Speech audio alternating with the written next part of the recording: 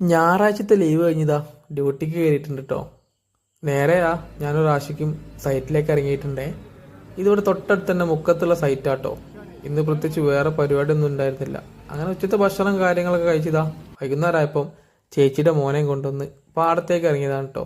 സാധാരണ മാമന്മാരെ എല്ലാവർക്കും പേടിയില്ലാത്തതാണ്. വണ്ടി എൻ്റെ കയ്യിലുണ്ടായതുകൊണ്ട് തന്നെ ചെക്കൻ എന്നെ ചെറിയൊരു അനുസരണമൊക്കെ ഉണ്ട് കേട്ടോ. അങ്ങനെ ചെക്കൻ വന്ന പാടതാ വെള്ളത്തിലേക്ക് ഓടി. കുറച്ച് മെനക്കെട്ട് കേട്ടോ ഒന്ന് വെള്ളത്തിൽ നിന്ന് കയറ്റാൻ വേണ്ടിയിട്ട്. വൈകിട്ടായപ്പോതാ ചെക്കന്മാരിതാ വണ്ടി എടുത്ത് വന്നിട്ടുണ്ട്.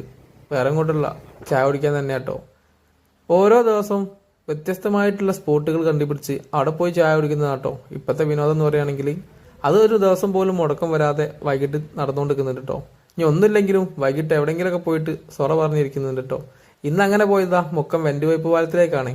അവിടെ എത്തിയപ്പോതാ മുക്കത്തെ ഫുൾ ടീം അവിടെ ഉണ്ടായിരുന്നു കേട്ടോ. ബാബുവേട്ടൻ, അനിയേട്ടനും, ജലീൽക്കും മാണിക്കൊക്കെ ഉണ്ട് കേട്ടോ. അങ്ങനെ അവിടുത്തെ പരിപാടി കഴിഞ്ഞ് നേരതാ ചേച്ചിയുടെ മോനെ കാണാൻ വേണ്ടി പോയതാട്ടോ. അവർ ഹോസ്പിറ്റലായിരുന്നു. അപ്പം അവിടുന്ന് ഡിസ്ചാർജ് ആയിട്ട് ഇന്നലെ എത്തിയിട്ടുള്ളൂ കേട്ടോ. അങ്ങനെതാ അവലൊക്കെ കണ്ട് നേരതാ ഇനി വീട്ടിലേക്കാട്ടോ.